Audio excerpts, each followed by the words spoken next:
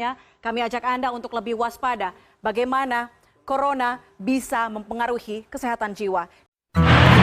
Assalamualaikum warahmatullahi wabarakatuh. Nama budaya dan salam kebajikan. Saya Mesra Prabowo Nama saya Arleta Devirjon. dan saya dari tim PMR Mesra 77 ingin mempersembahkan video kreatif yang mengambil tema kesehatan remaja dan mengambil judul kesehatan remaja yang berguncang karena pandemi. Udah penasaran kan? Cek di sana.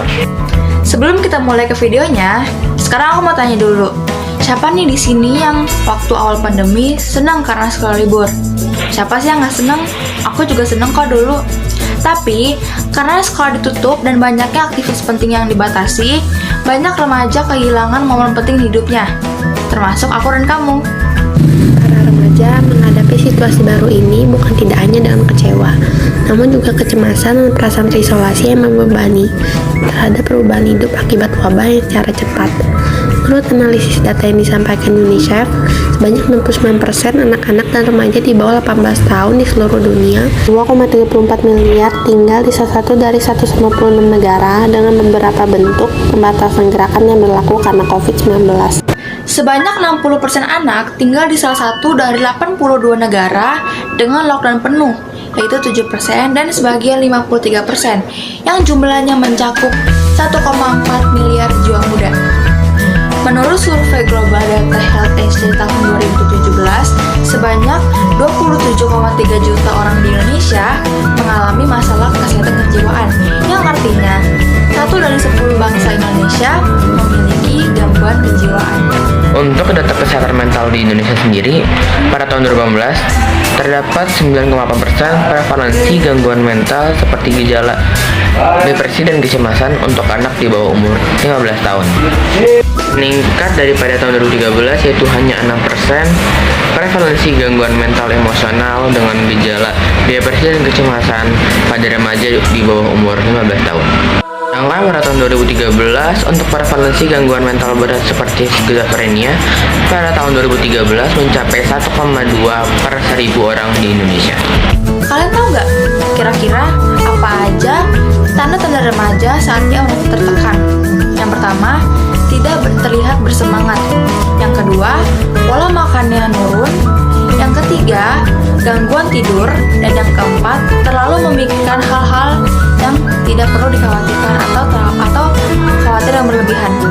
Yang bisa kita lakukan untuk mengatasi kesehatan mental remaja adalah memberi pengertian kepada remaja tersebut bahwa kecemasan yang ia rasakan adalah hal yang wajar. Karena kecemasan yang dialami remaja adalah hal yang sehat dan wajar, karena dapat membantu kita untuk lebih waspada terhadap ancaman dan membantu kita untuk lebih melindungi diri.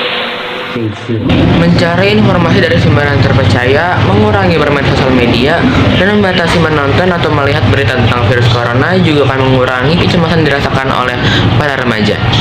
Sebisa mungkin orang tua menjadi teman berbagi bagi remaja dan memberikan ruang bagi remaja untuk memberikan kekhawatirannya kepada orang tua. Tidak terlalu sering membicarakan virus corona atau dengan mencari pengalihan suasana dengan kegiatan menyenangkan dan hal yang produktif dinilai bisa mengurangi kecemasan dan membuat remaja merasa tidak terlalu terbebani. Biarkan remaja menghubungi teman-teman untuk jalin komunikasi, berbagi cerita, dan melampiaskan apa yang dirasakannya. Dengan begitu, kejenuhan remaja saat pandemi bisa terlepaskan. COVID-19 telah mempengaruhi kita dalam banyak hal. Harus tetap di rumah, tidak bisa ke sekolah, melihat orang tua kehilangan pekerjaan, atau sakit. Tidak bisa bertemu teman-teman atau melakukan banyak kegiatan yang kita suka. Banyak dari kita merasa tidak berdaya, sehingga menjadi khawatir, sedih, kecewa, bahkan marah.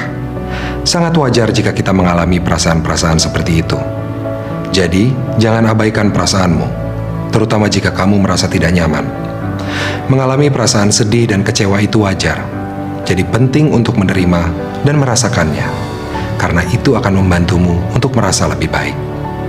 Tetap lakukan kegiatan rutin seperti mengerjakan tugas sekolah, berolahraga, dan melakukan hal-hal yang kamu sukai di rumah.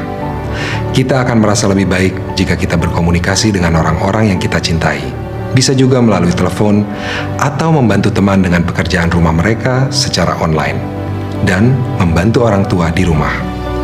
Namun jika kamu merasa benar-benar sangat sedih, takut, dan khawatir, dan perasaan ini mengganggu aktivitasmu, apalagi sampai timbul keinginan untuk menyakiti diri sendiri atau orang lain, segera minta pertolongan dari orang-orang yang kamu percaya.